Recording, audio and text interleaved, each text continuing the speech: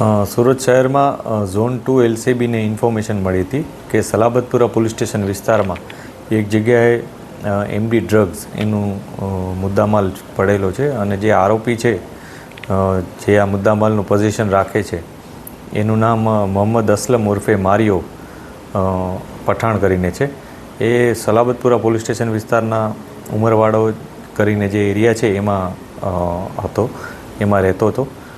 પોલીસે ત્યાં રેડ કરી. આના માટે સલાબતપુરા પોલીસની ટીમ એમના PI સાથે જઈ અને ત્યાં રેડ કરી હતી અને કાયદેસરની કાર્યવાહી કરી. એ દરમિયાન પોલીસને ત્યાંથી 279 ગ્રામ જેટલું MD ડ્રગ્સ મળી આવ્યું હતું.